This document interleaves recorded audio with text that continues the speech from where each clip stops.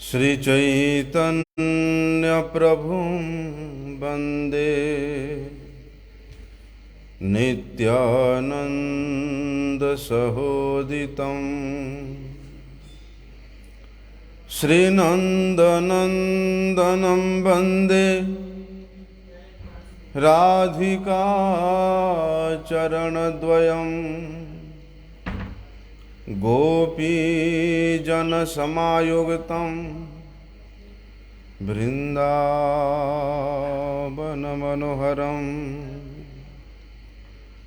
गुरवे गौरचन्द्राय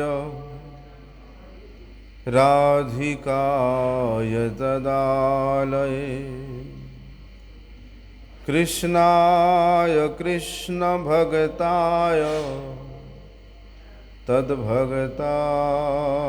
नमो नमः।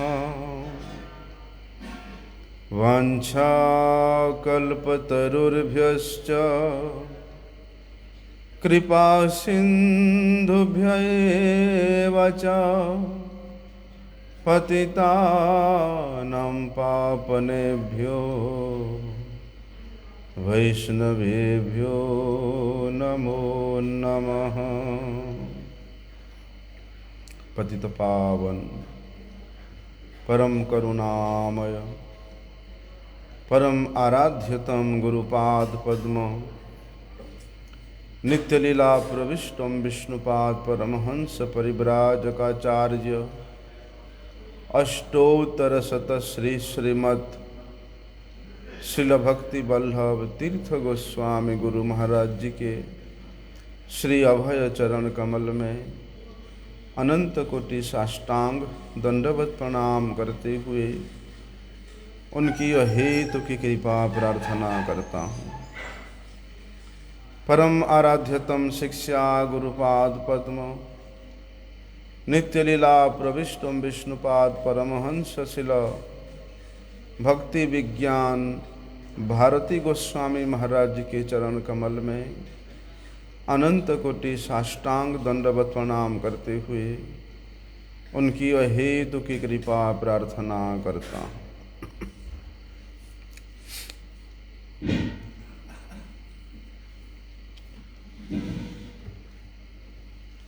गुरु वैष्णव भगवान तिनेर स्मरण तिनेर स्मरण है विघ्न विनाशन अनायासे है निज वांछित पूरन। मनुष्य जीवन का सबसे बड़ा विघ्न है भगवान को भूल जाना, भगवान से विस्मृत हो जाना, भगवत संबंध को भूल जाना, स्वयं के स्वरूप को भूल जाना। सबसे बड़ा विघ्न यही है। उसके उपरांत पुनरपि जननम पुनरपि मरणम पुनरपि जनने जठरे शयनम। उसके उपरांत दूसरा विघ्न है भगवत विस्मृति के कारण पुनः पुनः इस त्रितापमय संसार में जन्म लेना, त्रिताप को भोगना और पुनः मृत्यु को प्राप्त करना। ये दूसरे नंबर का विघ्न है।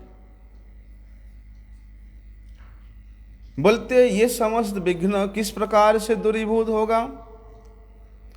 हमारे गुरुजनों ने, हमारे गुरुवर्गों ने, हमारे गोस्वामी गणों ने हम लोगों को शिक्षा दिया है कि गुरु वैष्णव भगवान तिनेर स्मरण, गुरु वैष्णव और भगवान, इन तीनों का स्मरण करने मात्र से बड़े से बड़े विघ्न भी दूरीभूत हो जाता है।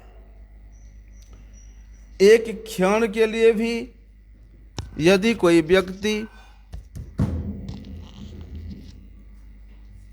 श्री गुरुपाद पद्म के चरण चिंतन से रहित हो जाता है, उसी समय माया अपने प्रबलता के प्राबल्य को दर्शाने के लिए उसके सम्मुख खड़ी हो जाती है। निमेष काल भी यदि कोई व्यक्ति भगवत बहिष्मुत हो जाता है तो माया देवी तत्क्षणात उसको अपनी क्रोध में लेने के लिए प्रयास करती है। इसलिए विधि को विशेष रूप से पालन करके प्रत्येक मनुष्य को भगवत स्मरण में, हरि गुरु के स्मरण में अपना एक एक पल के समय को व्यतीत करना चाहिए। स्मर्तव्यः सततं विष्णुं विस्मर्तव्यम न जातुचित। इसलिए इस कलिकाल के करालतम घोर ग्रास से अपने आप को बचाने के लिए स्मर्तव्यः सततं विष्णु, नित्य निरंतर प्रत्येक मुहूर्त प्रत्येक क्षण भगवान का, गुरु वैष्णवों का स्मरण करना चाहिए। यदि इस प्रकार के क्रिया में हम लोग अपने संपूर्ण जीवन को लगाते हैं तो मनुष्य जीवन का जो वास्तविक लक्ष्य है, जो वास्तविक प्राप्य वस्तु है, जो वास्तविक उद्देश्य है, वो प्राप्त करने में किसी प्रकार का कोई कठिनाई नहीं होगा। अनायास है निज वांछित पुरन। वास्तव पक्ष में भगवत पाद पद्म में दृढ़ मति को प्राप्त करना, भगवत पाद पद्म के प्रेम को प्राप्त करना, भगवत पाद पद्म की सेवा को प्राप्त करना ही ना केवल भक्त का, प्रत्येक जीव का वांछा है, आशा है, अभिलाषा है। इसलिए मंगलाचरण के माध्यम से जिस प्रकार हमारे गुरुजनों ने गुरु वैष्णव भगवान के स्मरण करने का विधान बताया है, उसी प्रकार मनुष्य अपने जीवन के प्रत्येक मुहूर्त को मंगलमय समय में ढालना पड़ेगा। अपने जीवन के प्रत्येक क्षण को मंगलाचरण के रूप में आचरण करना पड़ेगा। तब जाकर के वास्तविक मंगल स्वरूप, मंगल के निधान स्वरूप, मंगल के मूर्ति स्वरूप भगवान की कृपा प्राप्त हो सकता है। किस प्रकार से होगा? जब तक भगवान के जो प्रिय भक्त है कार्ष्ण, कार्ष्णानुगत्य के बिना श्री कृष्ण स्मरण असंभव है। वास्तव में जिन्होंने श्री कृष्ण के निमित्त अपना प्राण दे दिया, अर्थ दे दिया, शरीर तक दे दिया, वचन तक दे दिया, वास्तव में वे भक्त ही कार्ष्ण है, वे ही कार्ष्णी है। प्रकृत कृष्ण भक्त ही कार्ष्ण है। इसलिए ऐसे कार्ष्णानुगत्य में, ऐसे रसिक भक्तों के अनुगत्य में वास्तव में श्री कृष्ण स्मरण अवश्य होता है। सभी प्रकार के मंगल के निलय भगवान श्री कृष्ण चरण प्राप्ति अवश्य होता है। इसलिए गुरुपाद पद्मों के चरण चिंतन से, वैष्णवों की चरण चिंतन से, इस प्रकार काष्णानुगत्यों के अनुगत्य में नित्य निरंतर रह करके आचरण करना पड़ेगा, मंगलाचरण करना पड़ेगा। तब जाकर के वास्तविक उद्देश्य अनायास प्राप्त कर सकते हैं। इसलिए हमारे गुरुजनों ने इस बात को विशेष रूप से प्रचलित किया है कि यस्य प्रसादाद भगवत प्रसादो यस्य प्रसादान नगति कुतोपि, कि उनके प्रसाद के बिना, यस्य प्रसाद के बिना तत्प्रसाद प्राप्त करना असंभव है। यद्यपि तदीय वस्तु को प्रसन्न करने से तद वस्तु प्रसन्न हो जाता है। तद वस्तु कौन है? केवल मात्र भगवान है। और वो भगवान के लिए जिन्होंने अपना प्राण ढाला सेवा किया है, वे है तदीय वस्तु।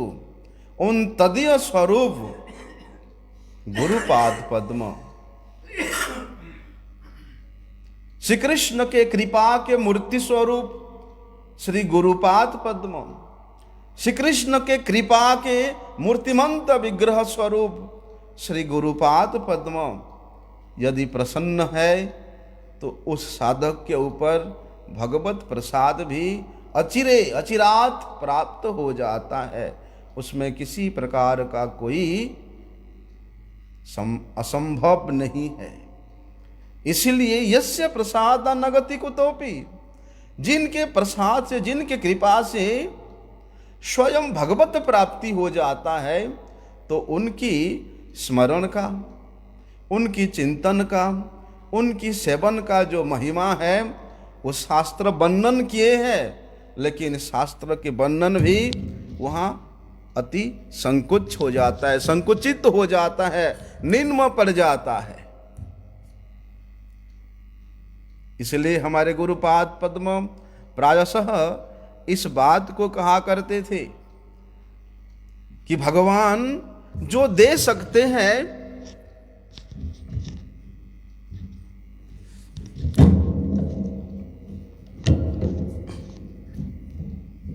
बहुत टाइट है,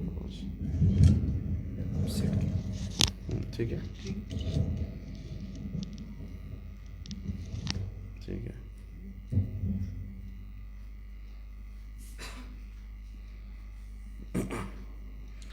इसलिए हमारे गुरुपाद पद्म प्रायशः कहा करते थे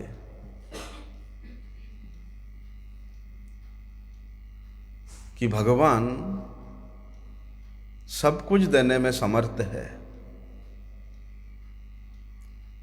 वे सर्वसमर्थ है, लेकिन सर्वसमर्थ होने के बावजूद भी उनसे भी कुछ असमर्थता होती है।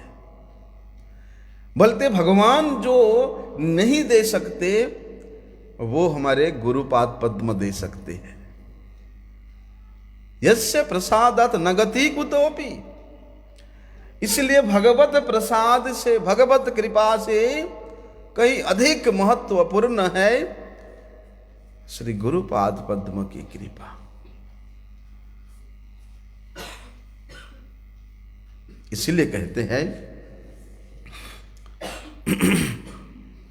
जितने भी कार्षणी गण हैं, जितने भी श्री कृष्ण के भक्त गण हैं, बोलते उन सब कार्षणी गणों में शिरोमणि कौन है? वृषभानुनंदिनी श्रीमती राधा रानी। इसलिए श्रीमती राधा रानी के प्रसन्नता के लिए ही श्री गुरुपाद पद्म का प्रत्येक चेष्टा है, श्री गुरुपाद पद्म का प्रत्येक क्रिया है, श्री गुरुपाद पद्म का प्रत्येक चिंतन है। इसलिए श्री गुरुपाद पद्म वृषभानुनंदिनी श्रीमती राधा रानी के प्रसन्नता निमित्त आचरण करते हैं।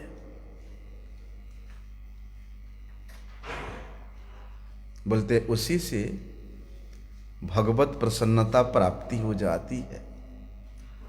इसके अलावा भगवान को प्रसन्न करने का और दूसरा कोई उपाय है ही नहीं।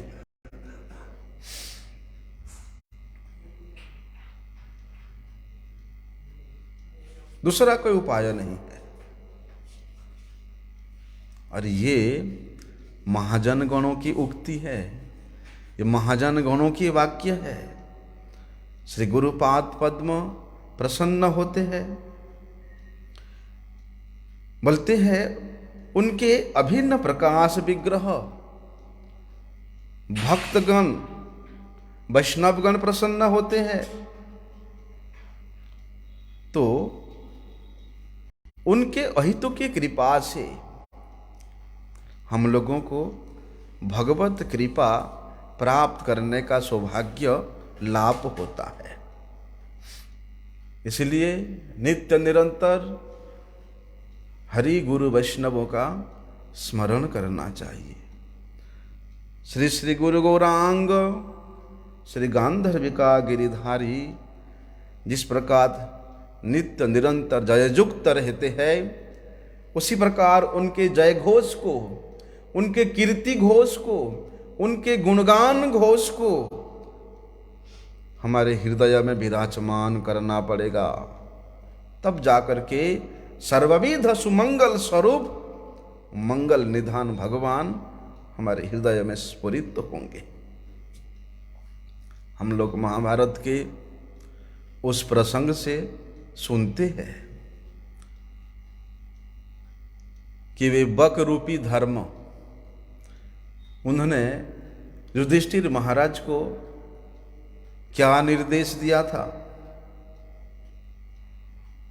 उनका निर्देश था स्वयं धर्मराज ही बक रूप में वहां प्रतिष्ठित, बकी रूप में, बक के रूप में अधिष्ठित होकर के युधिष्ठिर महाराज को शिक्षा देते हैं कि महाजन गणों का जो पथ है, महाजन गणों ने जिस पथ को अवलंबन किया है, वही पथ ही प्रकृत पथ है, वही पथ ही वास्तविक पथ है।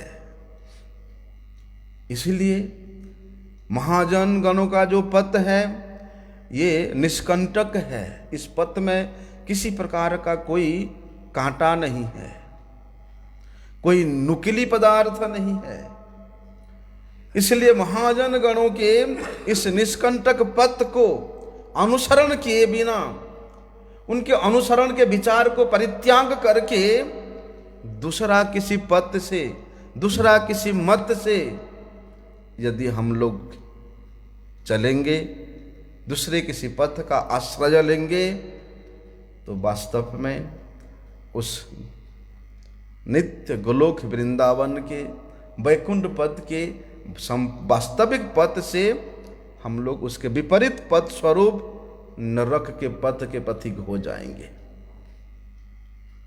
इसलिए कहते हैं महाजन गणों ने जो पथ को निर्दिष्ट किया है, उस पथ को अवश्य अवलंबन करना पड़ेगा, उस पथ को जानना पड़ेगा, उस पथ के निर्दिष्टता क्या है उसको समझना पड़ेगा। नहीं तो धर्म के नाम में, भजन के नाम में, साधन के नाम में, तपस्या के नाम में अनाचार युक्त होकर के, पथभ्रष्ट होकर के वो पतित हो जाएगा, पतन हो जाएगा।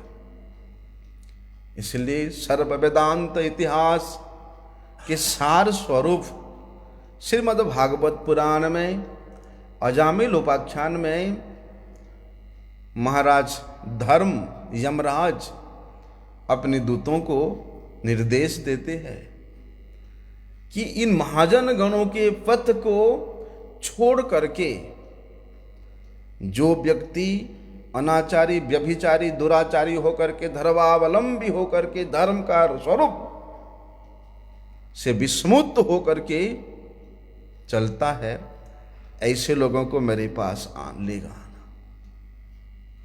लेकिन वे महाजन कौन है? स्वयंभू 12 महाजन, स्वयंभू नारद शंभु कुमार कपिलो मनु प्रह्लाद जनक भीष्म बलि बयासकिम वयम। ये 12 महाजन है। स्वयंभू मतलब ब्रह्मा जी, नारद, शंभु, चारों कुमार, चतुसन, कपिल, देवहूति नंदन कपिल भगवान, स्वयंभुव मनु, प्रहलाद, जनक, भीष्म, बलि, सुखदेव गोस्वामी और स्वयं महाराज यमराज। बोलते ये 12 जन ये भागवत धर्म के रहस्य को जानते हैं, भागवत धर्म के वास्तविक पथ को जानते हैं। इसलिए जो भक्ति अवलंबन करना चाहता है, भक्ति के पथ पे अग्रसर होना चाहता है, भक्ति के चरम उत्कर्ष को प्राप्त करना चाहता है, ऐसे साधक को महाजन जन गतो स पंथा, इस पथ का अवलंबन करना पड़ेगा।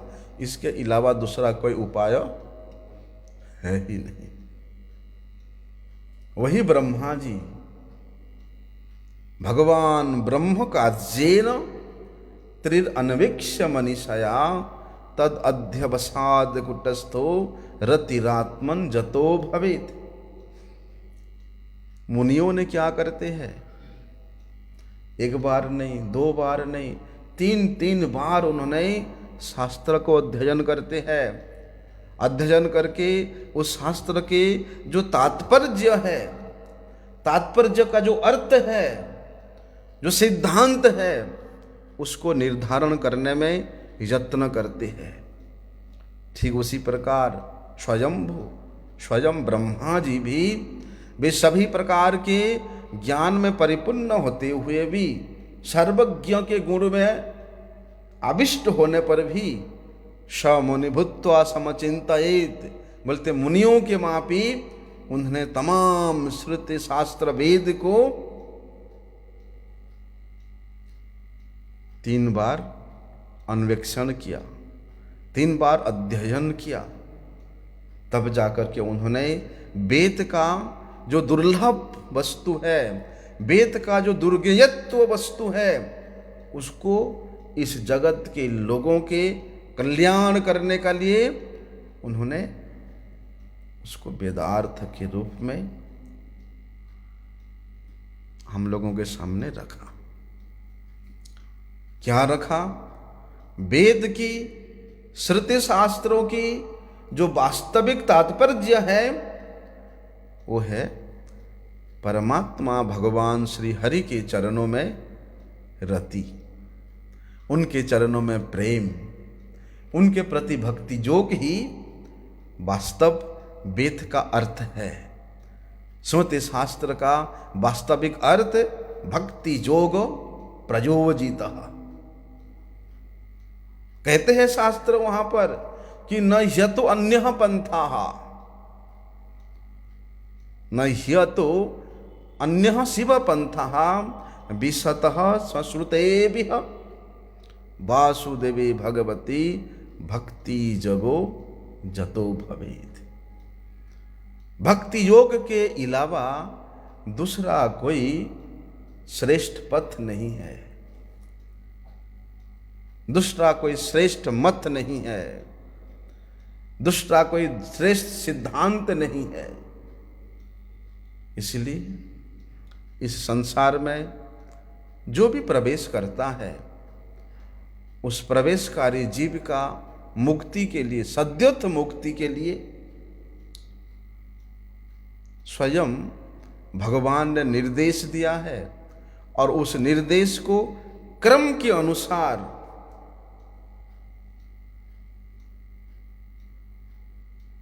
अवलंबन करने से वास्तविक वे संसारी व्यक्ति भी सद्योत मुक्ति अर्थात श्री कृष्ण चरणों की प्राप्ति करती है। बोलते हैं मुक्ति के लिए अनेक साधन बताया है, ज्ञान का साधन बताया है, योग का साधन बताया है, तपस्या का साधन बताया है, लेकिन उस ज्ञान योग तपस्या से जिस प्रकार भगवान संतुष्ट नहीं होते, भगवान को संतोषजनक वहाँ अनुभव नहीं होता, भगवान वासुदेव केवल मात्र भक्ति योग के द्वारा संतुष्ट होते हैं। भक्ति योग के द्वारा भगवान वासुदेव के चरण में प्रेम का उदय होता है। और इस भक्ति योग के अलावा इतना सुंदर, समीचीन, सुखकर और निर्विघ्न पथ दूसरा कुछ है ही नहीं। ज्ञान हरण करना, योग का अवलंबन करना, तपस्या करना, ये अति कष्ट साध्य साधन है। लेकिन भक्ति योग जैसा सुखकर और निर्विघ्न साधन दूसरा कुछ है ही नहीं। इसलिए क्या करना पड़ेगा? भक्ति योग ही सर्वश्रेष्ठ साधन है। इसको हृदय में ग्रहण करके भगवत अर्पित होकर के भगवान का सेवा करना पड़ेगा। जिस प्रकार भगवत गीता में भी स्वयं भगवान इस बात को निर्देश देते हैं कि तपस्वीभ्यो अधिको योगी, बोलते हैं तपस्वियों से भी श्रेष्ठ, जोगियों से भी श्रेष्ठ मेरे भक्ति योग है। योगिनाम अपि सर्वेषां मद्गतेन अंतरात्मना, योगियों से भी सर्वश्रेष्ठ वही है जो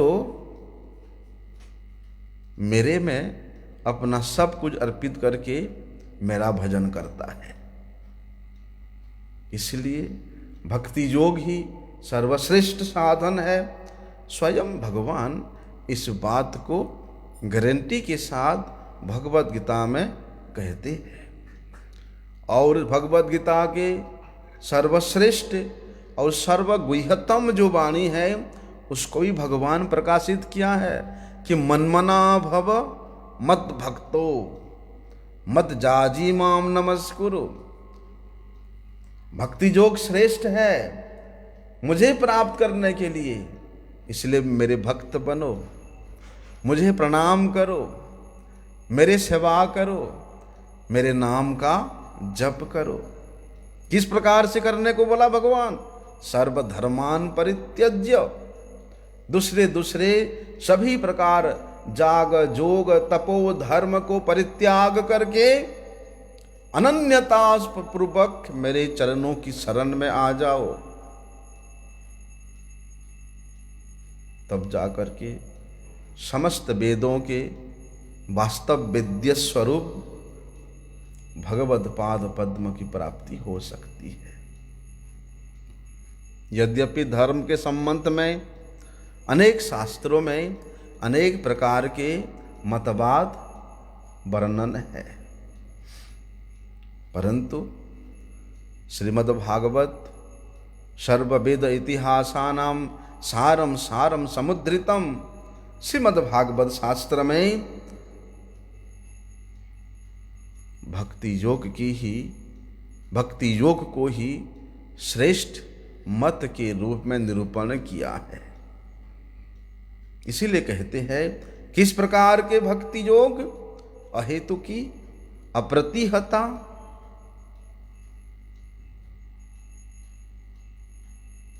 और स्वाभाविक निरपेक्ष भक्ति। बोलती है जिस भक्ति, जब स्वयं भगवान श्री कृष्ण वे इंद्रिय ज्ञान से अतीत है, उन इंद्रिय ज्ञान को लेकर के भक्ति नहीं होता, इंद्रिय ज्ञान से अतीत होना पड़ेगा। किस प्रकार से? देखो, अहेतुकी मतलब किसी भी प्रकार के फल का आशा से रहित होकर के, फलाभिसंधान रहित होकर के, अप्रतिहता बोलते हैं जिस भक्ति में किसी प्रकार का कोई विघ्न होता ही नहीं है, और स्वाभाविक ही स्वभाव आत्मा का स्वभाव परमात्मा का सेवा करना। मनुष्य का स्वभाव यही होना चाहिए कि भक्ति ही उसका स्वभाव है, भगवत सेवा है उसका स्वभाव है। बोलते यही अहेतु की, अप्रतिहता और स्वाभाविक की ज्ञान बल क्रियाच। बोलते इस प्रकार के भक्ति साधन को सर्वश्रेष्ठ धर्म के रूप में, सर्वश्रेष्ठ साधन के रूप में श्रीमद् भागवत शास्त्र विवेचन करती है। यद्यपि इस बात को भी हम लोग श्रवण करते हैं कि एतावान एव लोके अस्मिन् पुंसाम धर्म परस्मृतः भक्ति जोग भगवती तत्नाम ग्रहणाधिवी। इस लोक में हो चाहे परलोक में हो, एक ही धर्म, श्रेष्ठ धर्म निरूपित है कि भक्ति योग के द्वारा तत्नाम ग्रहणादिभी, उन भगवान के नाम संकीर्तन को ही प्राधान्य रूप में निर्धारित किया गया है। तस्मात् एकेन मनसा, इस श्लोक के द्वारा भी, तस्मात् भारत सर्वात्मा, इस श्लोक के द्वारा भी, और तस्मात् सर्वात्मना राजन। बोलते क्रम के अनुसार इन श्लोकों के द्वारा स्वयं भगवान इस बात को निर्धारित करते हैं कि तस्मात् एकेन मनसा, कीर्तन के द्वारा, श्रवण के द्वारा, कीर्तन के द्वारा और स्मरण भक्ति के द्वारा उस भगवद पाद पद्म का यजन करना ही श्रेष्ठ है। वो भी किस प्रकार से? एतत् निर्विद्यमानानाम इच्छताम कुतो भयम। बोलते उनमें भी कीर्तनाख्य भक्ति को श्रेष्ठ रूप में निर्धारित किया गया है। किस प्रकार से? देखो कि नाम रूप गुण लीला दीनाम उच्चैर भाषणम तो कीर्तनम। भगवान के नाम, रूप, गुण और लीला को आप किसी भी प्रकार से उच्चारण करो, वो नाम संकीर्तन के रूप में ही प्रतिष्ठित हो जाता है। इसलिए श्री सनातन गोस्वामी पाद, श्री जीव गोस्वामी प्रभु, महाजन गणों ने भगवान के नाम, रूप, गुण, लीला, धाम, परिकर के वैशिष्ट्य को नित्य निरंतर कीर्तन करने के उपायों को बताते हुए उसके परमोत्कर्षता को निरूपण करते हैं। श्रीमद् भागवत में इस बात को भी हम लोग श्रवण करते हैं कि यज्ञ ही संकीर्तन प्राय जजंत ही समेधस। बोलते वे महान पुरुष को, वे परम पुरुष को, वे हिरण्यगर्भ भगवान को बुद्धिमान व्यक्ति किस प्रकार से यजन करते हैं? नाम संकीर्तन के रूप में, नाम संकीर्तन के द्वारा उनका आराधना करते हैं। क्योंकि कृत्य यद ध्यायत विष्णु द्वापरे परिचर्या। जिस प्रकार चारों युग के चारों युग धर्म निरूपण हुआ है, उसी प्रकार इस कली युग में कलेर दोष निधि राजन यस्ति एक महान गुणन।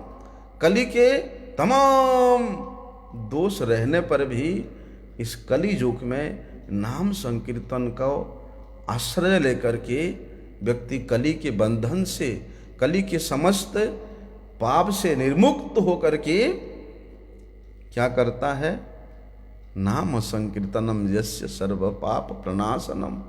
नाम संकीर्तन के द्वारा ही सभी प्रकार के पापों से प्रसन्न होकर के, प्रणमन होकर के भगवत पाद पद्म को प्राप्त करता है।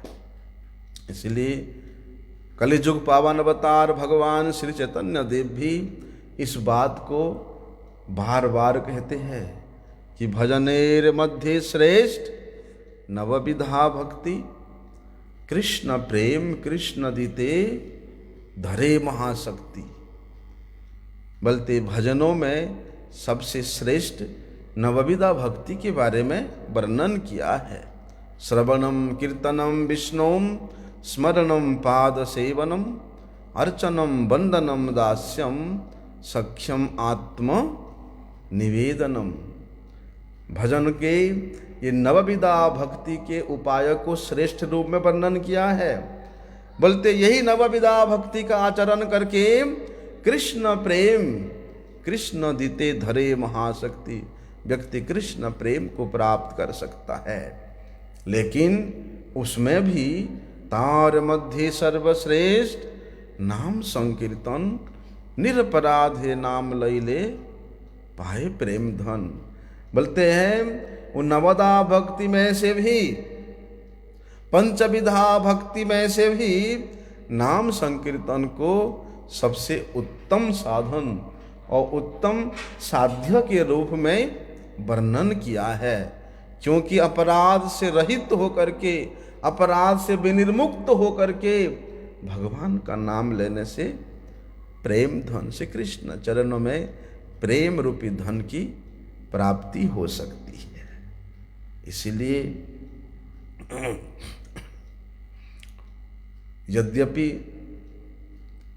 श्रीमद् भगवद गीता में स्मरण का, मनन का और अभ्यास के बारे में बताया है, यद्यपि ये स्मरण, मनन और अभ्यास ये विशुद्ध अंतःकरण के द्वारा साधित होता है, परंतु प्रत्येक व्यक्ति के लिए ये संभव नहीं है।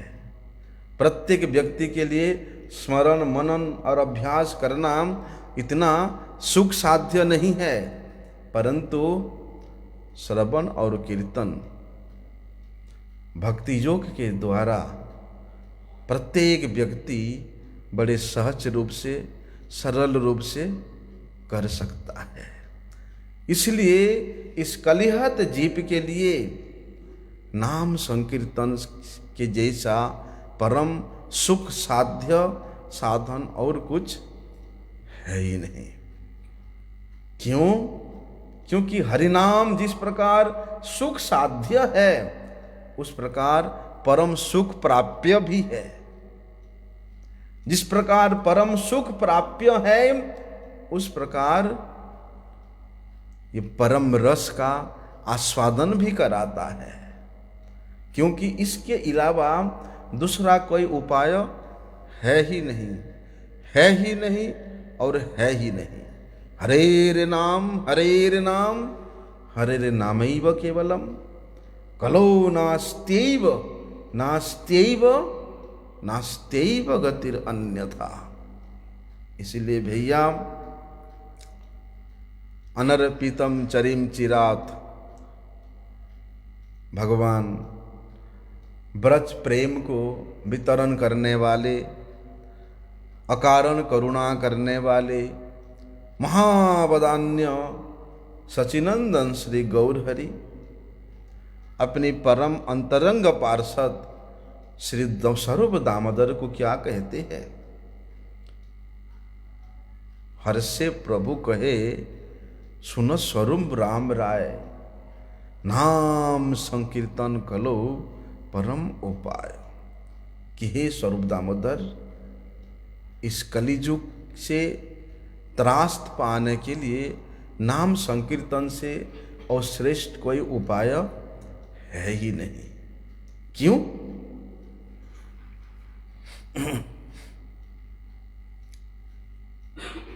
क्यों? क्योंकि नाम संकीर्तन के द्वारा भगवद पाद पद्म में राग की उदय होता है। राग, अनुराग उदय कराने का शक्ति भगवत नाम में है।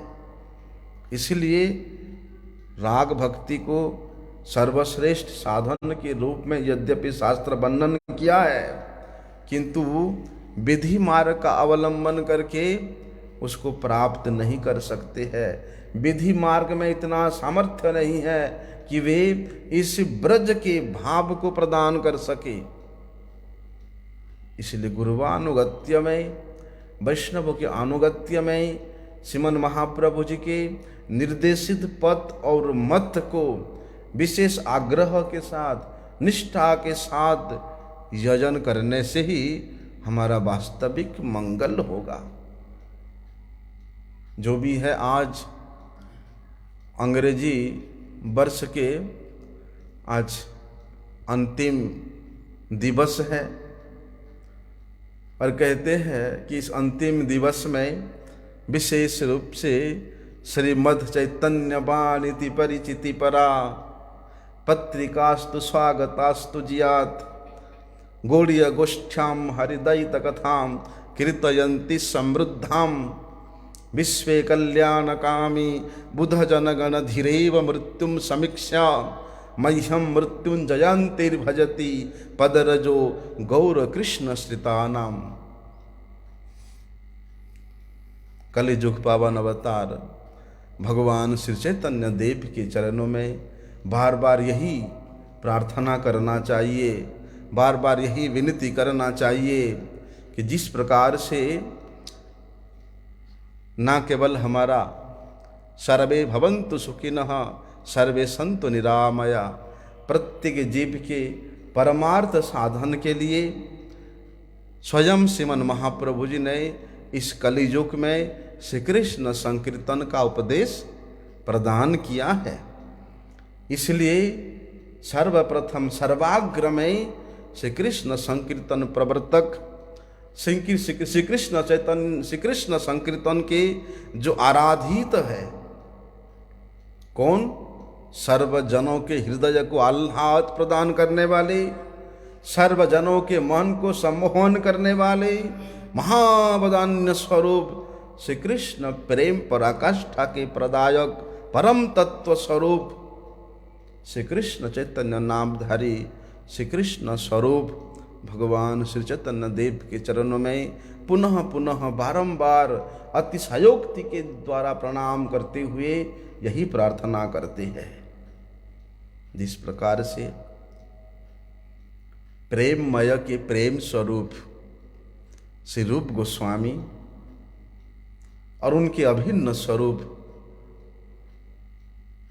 जगत गुरु शिला भक्ति सिद्धांत सरस्वती गोस्वामी ठाकुर प्रभुपाद जी और उनके ही कृपा आशीर्वाद से परिपुष्ट परम आराध्य परम गुरुदेव श्री श्रीमद् भक्ति दयित माधव गोस्वामी और उनके ही अतिशय प्रिय पात्र, उनके ही शक्ति के मूर्तिमंत स्वरूप, उनके ही कृपा के अत्युत्तम स्वरूप श्री गुरुपाद पद्म नित्य लीला प्रविष्ट विष्णुपाद परमहंस शिला भक्ति वल्लभ तीर्थ गोस्वामी महाराज के चरणों में अति दीनता, शरणता और कातरता पूर्वक इस वर्ष के इस अंतिम तिथि में यही प्रार्थना करते हैं कि जिस प्रकार से श्रीमन महाप्रभु जी के आचरित प्रचारित निर्देशित श्री नाम संकीर्तन में हम योग्यता प्राप्त कर सकें, उस नाम संकीर्तन को